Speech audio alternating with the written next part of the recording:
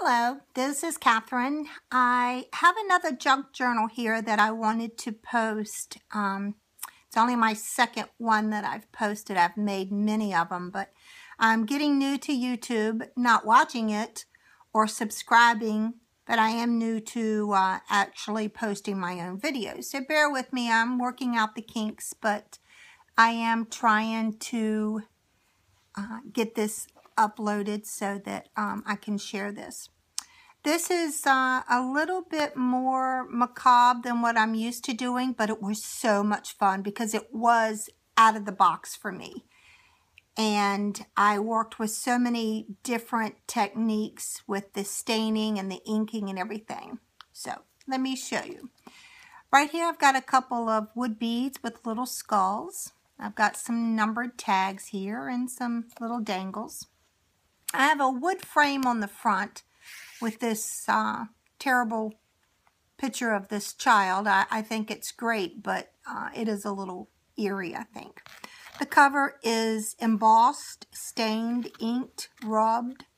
It took me a while to get it the way I wanted it, and then I covered the whole thing with a wooden frame. So much for the end result. But I loved the heavy wood frame on top of it.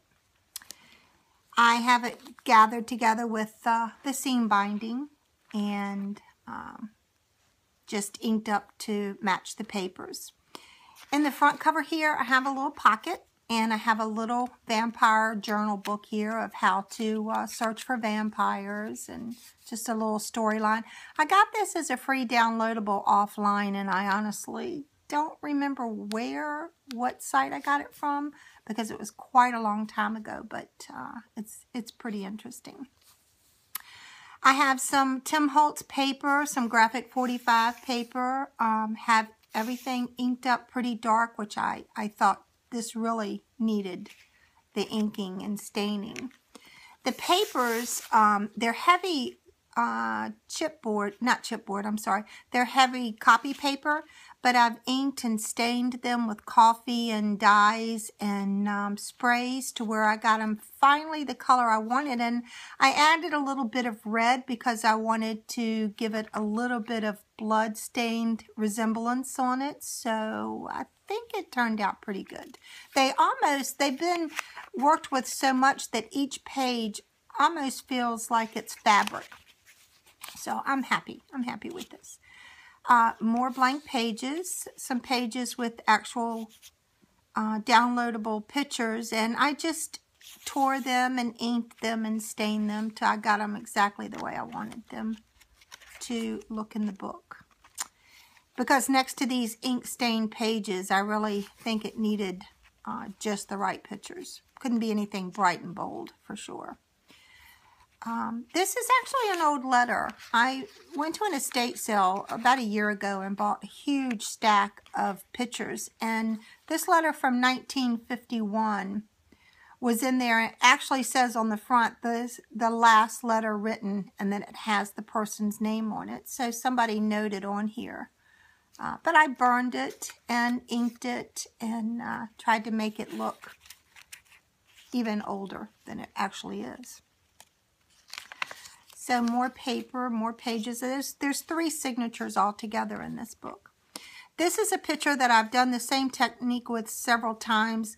I kind of manipulated the contrast so that she would come up a lot brighter than the background, just to give it a little bit more dimension, and I think it turned out pretty good. More inked pages, more eerie skeleton pictures. Stained, inked. Did the same thing with this. I burnt the page, brought her out a little brighter than the background so that it had a little bit more character to the picture. Another picture here. More blank pages for journaling, pictures, whatever is in mine. More blank pages. This is actually a map of tracking a vampire, which I thought was pretty cool.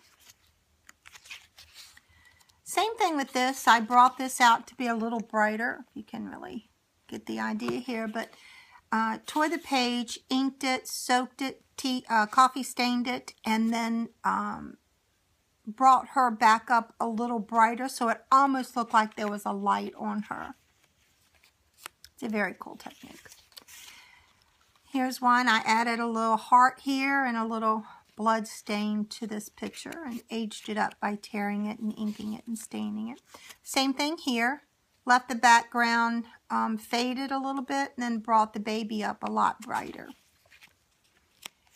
And in the back here, I have another little pocket for pictures and some more journaling space. The back is also stained, inked, rubbed, and I don't know if you can really see it on the camera, but the spine here is actually skulls, and it's inked and stained, and it has Tyvek underneath it, so it's very, very sturdy. So that's my journal, and I absolutely love making these. And thank you so much for watching.